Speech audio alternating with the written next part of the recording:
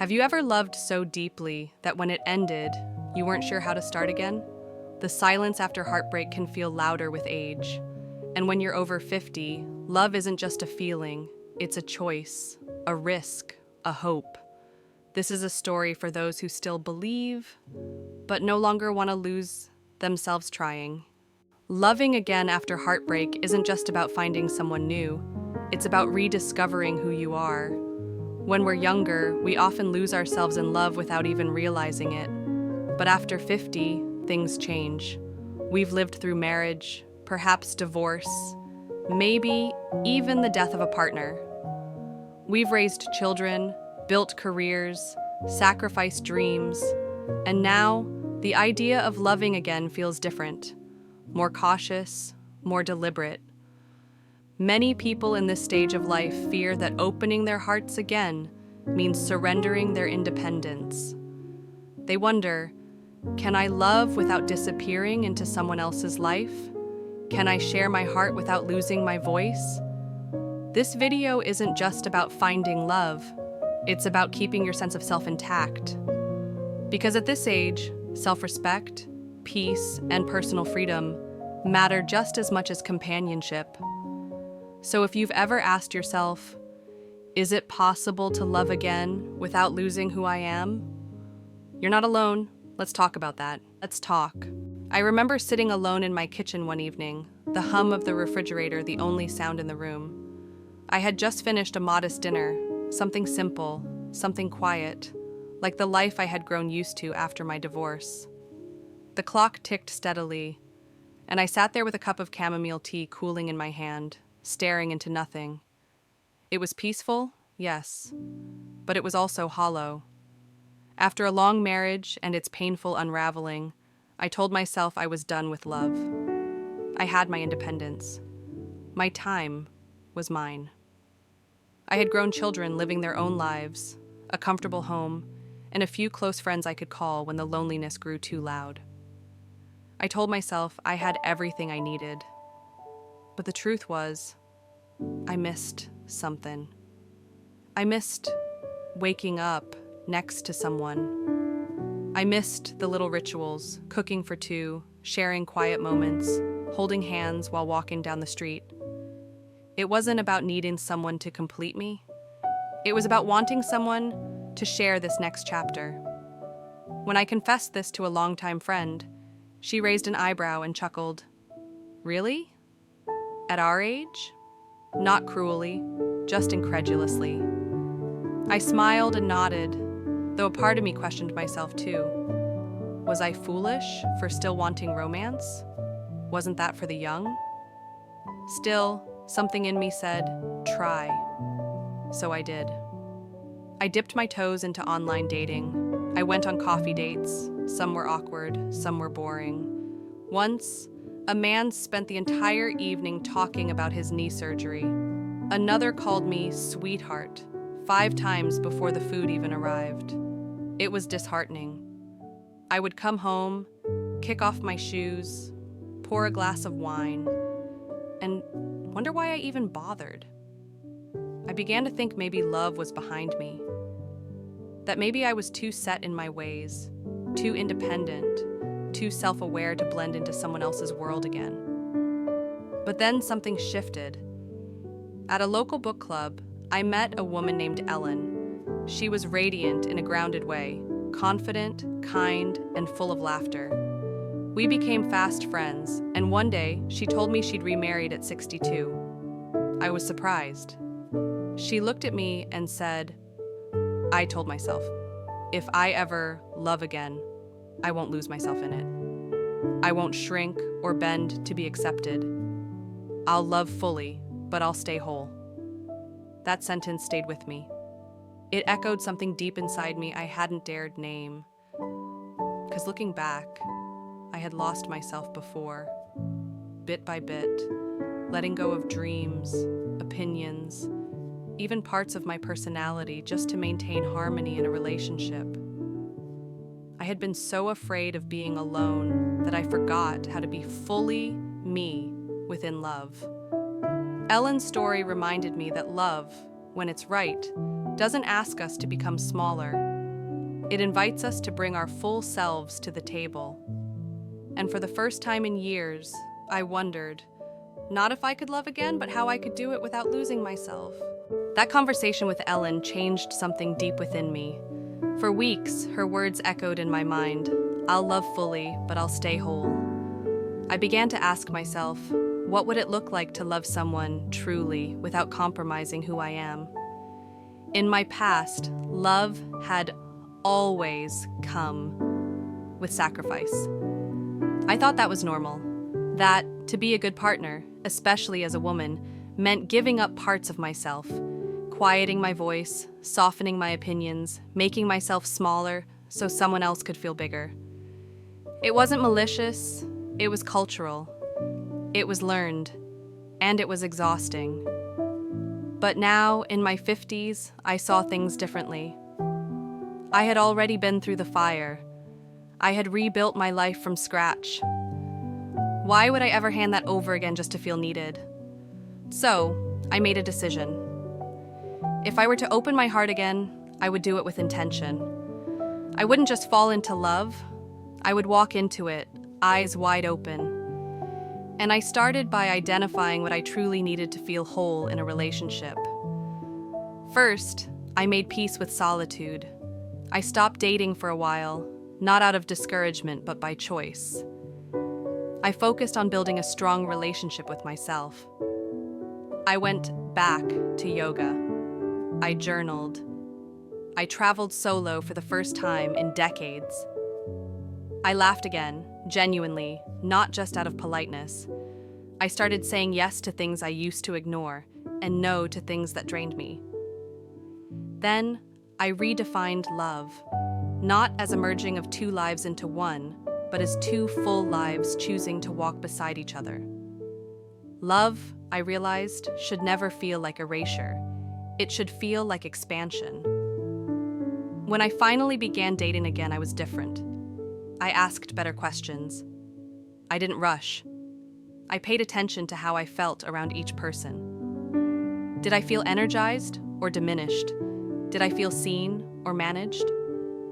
One evening, I met someone, a man named Robert. He was kind, thoughtful, and a good listener. But most importantly, he didn't need me to be less of myself for him to feel more of a man. We spoke about books, our adult children, our past wounds.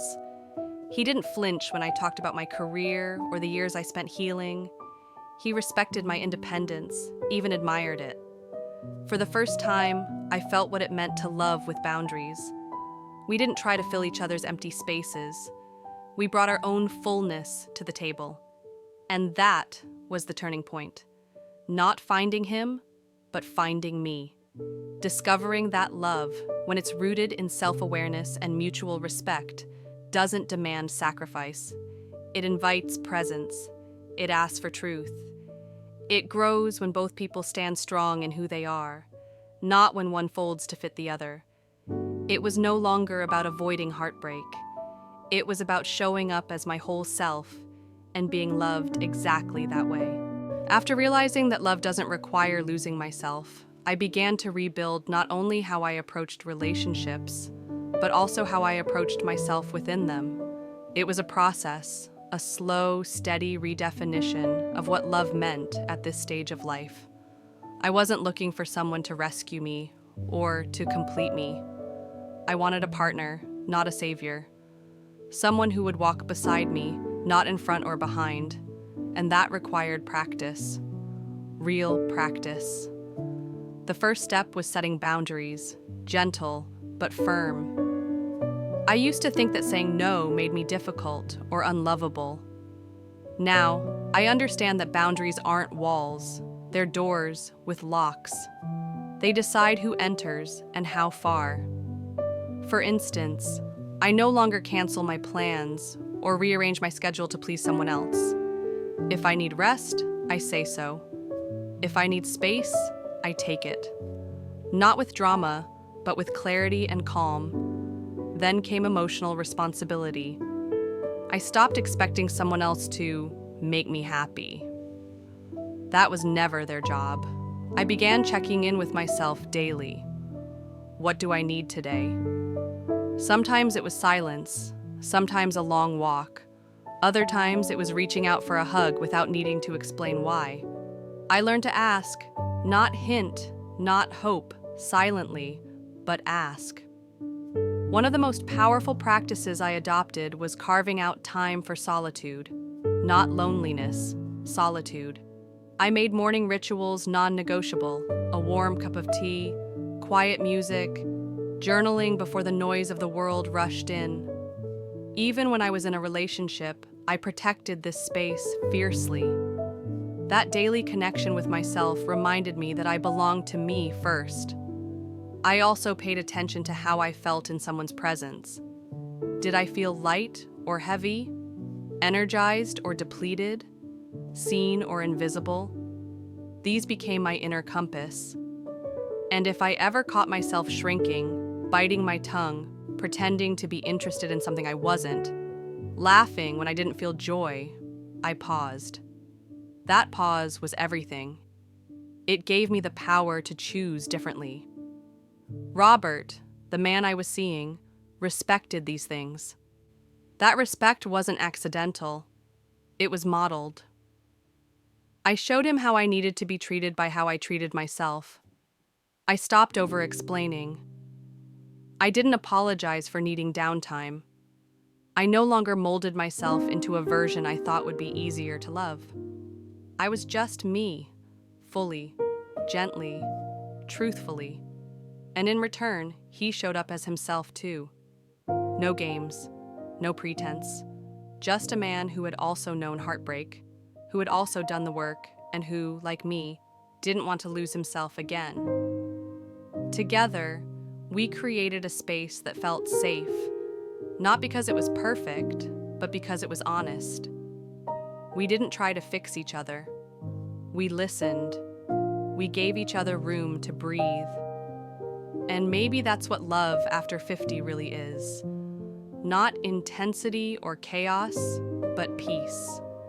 Not rescue, but recognition. Love at this age is no longer about finding someone to live for. It's about finding someone to live with, while never forgetting how to live for yourself. Looking back, I now understand that the real victory wasn't in finding love again. It was in learning how to love without abandoning myself. For too long, I thought love meant giving everything, sacrificing too much, and calling it devotion. But that version of love left me drained and disconnected from who I was. The love I have now, the one I built slowly, intentionally, feels different. It doesn't roar like a wildfire. It glows like a steady flame. It warms without burning. It gives without asking me to disappear. What I've come to learn is this. When we reach a certain stage in life, after heartbreaks, after children have grown, after careers have shifted, we're no longer searching for someone to complete us. We're searching for someone who can meet us fully as we are. Someone who sees the person we've become, not just the surface, but the depth, the story, the strength. And we must be willing to meet ourselves first. I had to ask hard questions. Do I truly enjoy my own company? Can I be with someone without needing them to fill the spaces I hadn't yet accepted in myself? Can I maintain my routines, values, and voice inside a relationship? The answer wasn't always yes, but it became yes over time. Because I practiced. I chose to treat my relationship with myself as the foundation for any love that would follow. That changed everything. It changed how I dated. I stopped looking for approval. I started looking for compatibility. Not just chemistry, but shared values, communication, mutual care. I listened not just to their words, but to how I felt in their presence. Did I feel relaxed, respected, inspired? If not, I moved on, with grace, but with firmness. It also changed how I loved Robert. I didn't make him the center of my life. I made him a beautiful part of it. We don't blur boundaries. We honor them.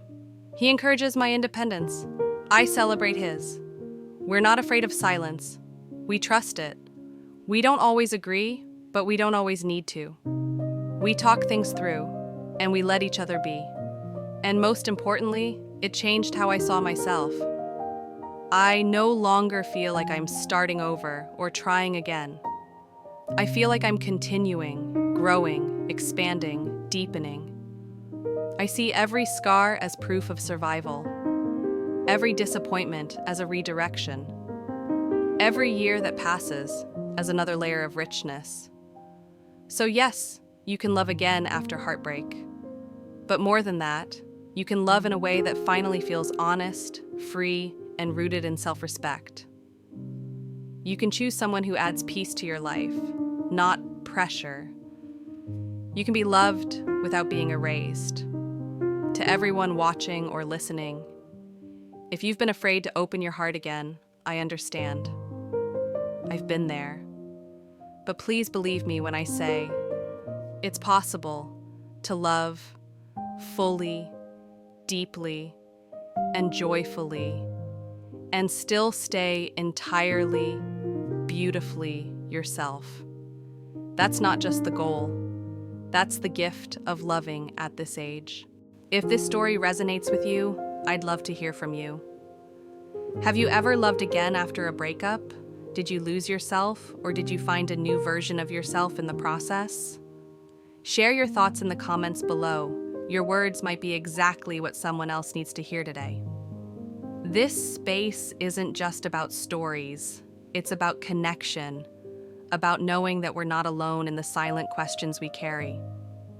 And if you're still on your journey, still healing, still hoping, know that there's no perfect timeline for love. You're not behind. You're exactly where you need to be. If you found comfort in this video, I invite you to watch our next story. You deserve love at any age. It goes deeper into self-love, independence, and rediscovering your voice after years of silence. Thank you for taking this time with me. If this message has helped you, please like, subscribe, and share it with someone who might need a little hope today. You deserve to be loved, always.